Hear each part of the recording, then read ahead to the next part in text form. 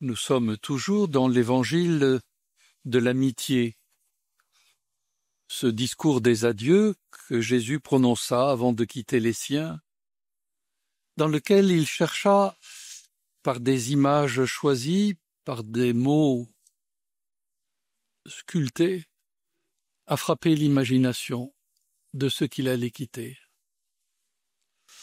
Il aurait pu parler d'amour, et de fait, dans plusieurs autres passages, il est question d'amour, mais là, c'est de l'amitié.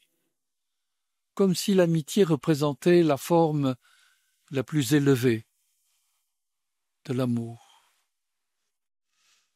Et nous disions hier que dans toute amitié, il y avait un choix. C'est ce qui nous a été rappelé dans l'évangile d'aujourd'hui. Ce n'est pas vous qui m'avez choisi, c'est moi qui vous ai choisi.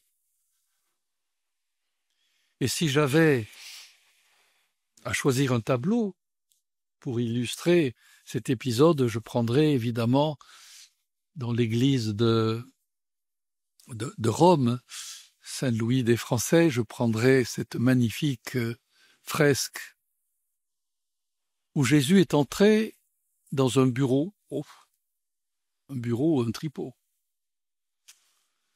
On parle argent, c'est sérieux. Jésus est entré les pieds nus parce que lorsqu'il entre dans notre vie, on ne l'entend pas. Et voilà que par-dessus la tête de ceux qui discutent,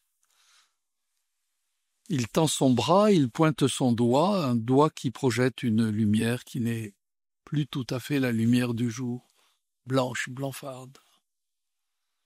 Et cette lumière inonde Lévi, le collecteur d'impôts.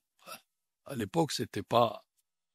On devenait riche, mais on ne pouvait pas entrer dans le temple avec les autres, parce que c'était pas le métier recommandable. Ce doigt choisi. Et Matthieu, qui change de nom, porte ses mains sur sa poitrine dans un geste d'étonnement. Mais comment je peux être choisi avec tout ce que je sais de moi-même, ce que l'on sait de moi-même? Nous sommes invités par conséquent à nous dire que nous aussi nous avons été choisis et que nous avons à choisir en retour. Dans une amitié, c'est l'échange. Choisir le Christ. Puis deuxième élément, et l'Évangile le précisait, tout ce que je savais de mon Père, je vous l'ai fait connaître. Le Christ nous a tout dit. Tout dit de ce que nous devions savoir pour alimenter notre foi. Le Christ est le dernier mot, le Verbe est le dernier mot de la révélation. Et il nous demande le même échange. Mieux encore, non seulement il nous a tout dit, mais il s'est donné tout entier. Cet épisode, ce discours précède le sacrifice sur la croix. Quand on aime, on donne toujours sa vie, d'une manière ou d'une autre. Et là, j'aurais pu prendre comme exemple moins connu petit Fusain qui se trouve à Madrid, de Goya.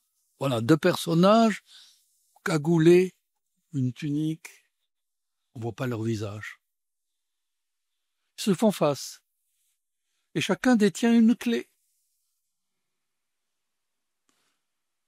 Et on devine qu'ils ont échangé les clés, car leur corps, leur tunique, est parcouru de trous de serrure, et par conséquent, être ami, c'est donner à l'autre la possibilité d'entrer chez soi. On ne le montre pas à tout le monde, aux amis simplement, l'échange. Et donc nous aussi, nous avons à mettre toute notre vie au service du Christ, de la mission qu'il nous confie. Enfin, il y a, saint Augustin en parlera longuement, le merveilleux échange où celui qui avait une nature divine vient jusqu'à nous pour prendre notre chair, mais il nous invite, nous qui sommes de la chair, à nous élever jusqu'à cette nature divine, nous élever, c'est un don de la grâce. Et voilà pourquoi nous pouvons, oui, avec une certaine facilité, qui est la facilité de la grâce, nous pouvons obéir à ce commandement, nous aimer les uns les autres, comme le Christ nous a aimés.